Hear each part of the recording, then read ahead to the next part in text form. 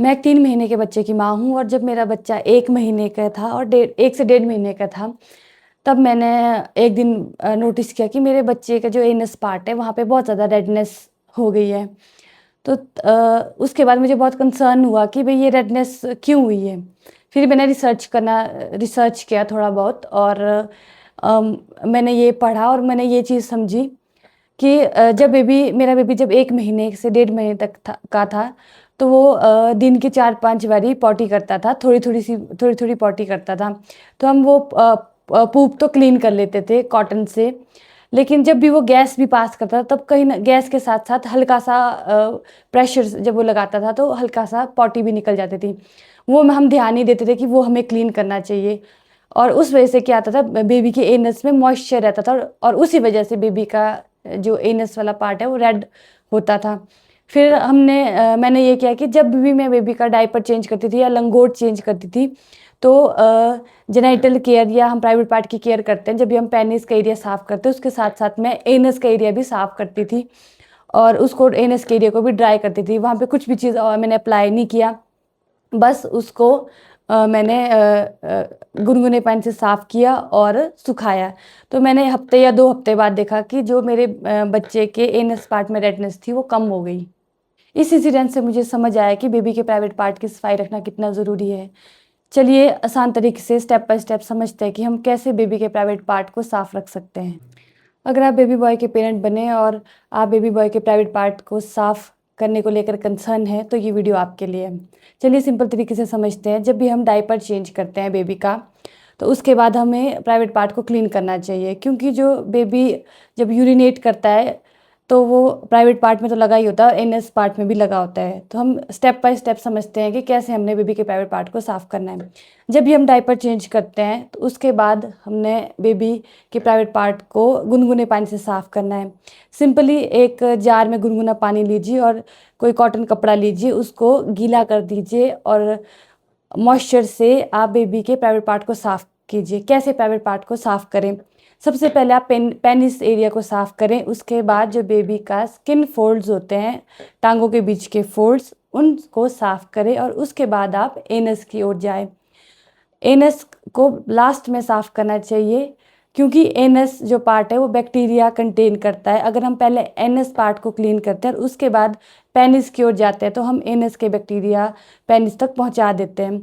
इसलिए एक सिंपल सा रूल हम फॉलो करते हैं जब भी हम प्राइवेट पार्ट को साफ़ करते हैं, कि पहले हम पेनिस को साफ़ करेंगे, फॉरवर्ड से बैकवर्ड की ओर जाएंगे, फिर हम एनस के एरिया को साफ़ कर देंगे। जब आपने पानी से साफ़ कर दिया है, उसके बाद आपने उस प्राइवेट पार्ट को सूखा करना है। सुखाना ज़रूरी है, अगर आप सुखाएंगे नहीं तो गीला रहेगा और फंगल इन्फेक्शन या अदर इन्फेक्शन होने के चांसेस हो सकते हैं।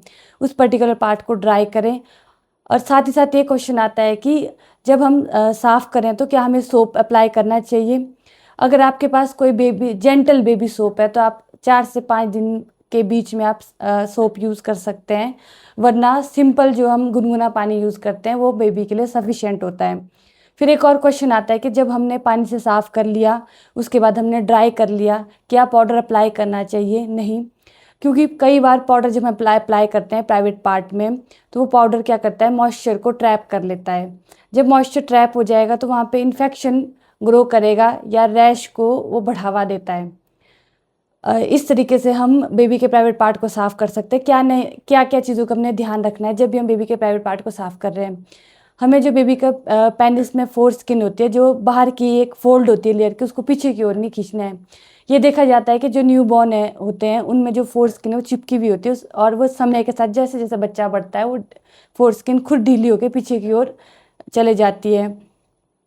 और साथ ही साथ आपने ये ध्यान रखना है कि जब भी आप बच्चे को के प्राइवेट पार्ट को साफ़ कर रहे हो, आपने बहुत ही सावधानी और जेंटल तरीके से साफ़ करना है।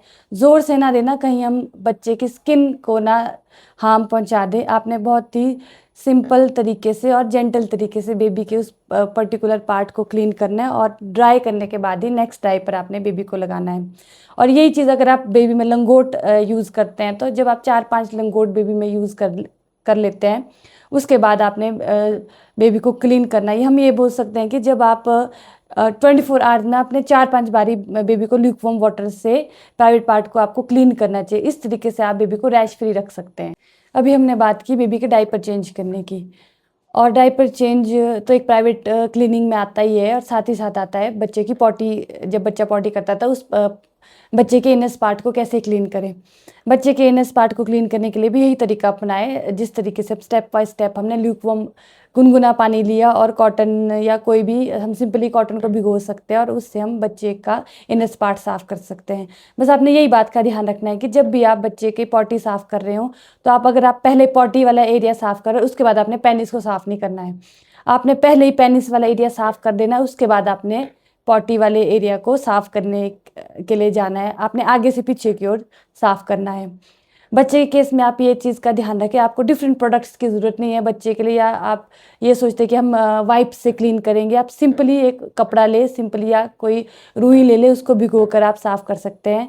बच्चे के केस में हाइजीन मैटर करती है और आपको जेंटल क्लीनिंग करनी है। जब भी हम बच्चे के प्राइवेट पार्ट को क्लीन कर रहे हैं, या चाहे एनस को क्लीन करें या पेनिस पार्ट को क्लीन करें, बस आपने इस चीज़ का ध्यान रखना है कि आप जेंटली उस चीज़ को क्लीन करें, और जितना आप हाइजीन रखेंगे उतना आप बच्चे को रैश फ्री रखेंगे।